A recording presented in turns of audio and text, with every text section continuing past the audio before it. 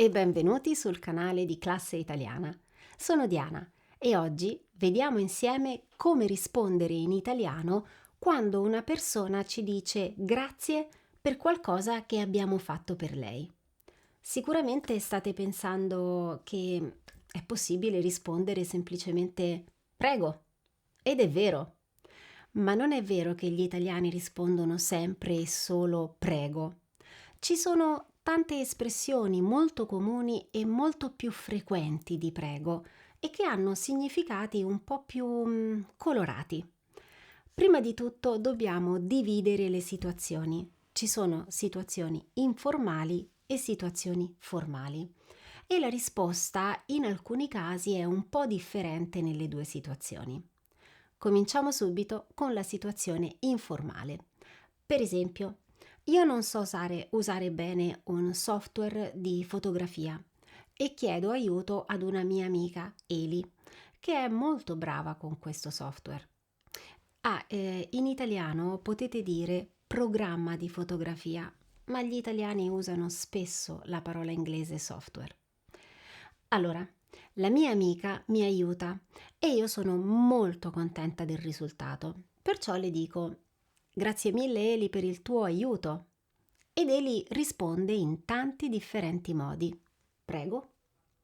Non c'è di che. Figurati. Non dirlo nemmeno. È un piacere per me. Con la prima risposta, cioè prego, Eli mi dice qualcosa del tipo: è vero, ho fatto una cosa per te, quindi conferma che ha fatto qualcosa per me. E va bene, ma ci sono altre possibilità. Tutte le altre risposte sono in alternativa a prego e hanno funzioni un po' differenti. La seconda risposta è non c'è di che. Eli vuole dire che per lei non è necessario ricevere questo grazie, quindi l'intenzione è dire che non è molto importante o molto grande la cosa che ha fatto per me. Anche con la terza risposta, figurati, Eli vuole dire che per lei non è necessario ricevere questo grazie. L'intenzione è dire, ancora, non è molto importante o molto grande la cosa che ho fatto per te. Ma l'intenzione qui è un po' più amichevole rispetto alla seconda risposta, non c'è di che.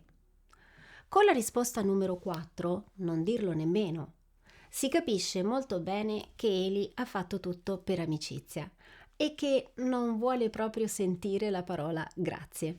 Ovviamente così l'intenzione è molto forte, come dire siamo amiche e non devi assolutamente dire grazie. Con la risposta numero 5 è un piacere per me. Eli vuole aggiungere anche che per lei è stato bello aiutarmi. Naturalmente così l'intenzione è ancora più forte. Siamo amiche e mi sono divertita a fare questo per te. Abbiamo detto che io e Eli siamo due amiche e che la nostra piccola conversazione è informale. Come cambia la lingua in una situazione più formale? Ricordiamoci che stiamo sempre parlando di un dialogo tra due persone. Le due persone siamo io e una mia collega che non conosco molto bene, quindi non usiamo il tu, ma il lei. La prima risposta, prego, va bene anche in situazioni più formali e il suo significato è sempre lo stesso. L'intenzione della persona che dice prego è confermare che ha fatto qualcosa per l'altro. Anche la risposta non c'è di che va bene e il suo significato e la sua intenzione non cambiano. Vuol dire non è necessario per me ricevere questo grazie. È uguale per è un piacere per me. Stesso significato e stessa intenzione della situazione informale, cioè non è necessario per me ricevere questo grazie. Per le altre risposte dobbiamo fare un po' di attenzione perché è necessario cambiare un po' la struttura delle frasi. Vediamo come. Figurati è per un tu, come abbiamo detto. Avete riconosciuto il modo del verbo? Sono sicura di sì. È un imperativo, bravissimi. È l'imperativo del verbo figurarsi.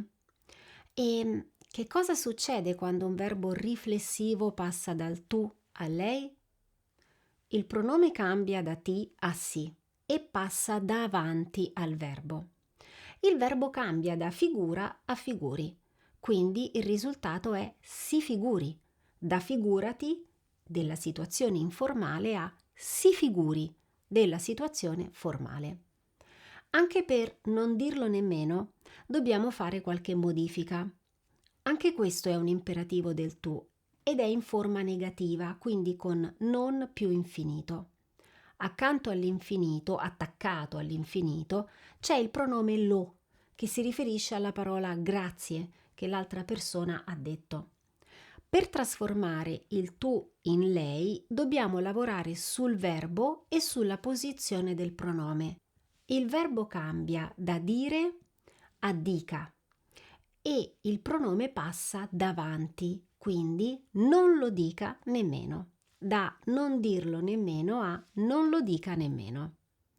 Facciamo attenzione però che se la situazione non è un po' formale, ma abbastanza formale o molto formale, allora la risposta non lo dica nemmeno non va bene bene, perché è troppo amichevole, avvicina troppo le persone.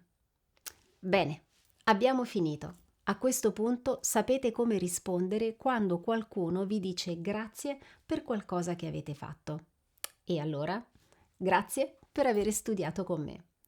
E adesso mettetevi alla prova con una lezione gratuita di lingua italiana con classe italiana. Cliccate sul link in descrizione per prenotare il giorno e l'orario che preferite. Nella descrizione trovate anche un link per fare un po' di pratica con un'attività che ho pensato per voi sul tema di questo video. Cliccate sul link per entrare nelle attività gratuite di classe italiana e fate l'attività Grazie per. Vi aspetto sul nostro sito per fare l'attività e per prenotare la vostra lezione gratuita. Ciao a tutti da Diana di classe italiana.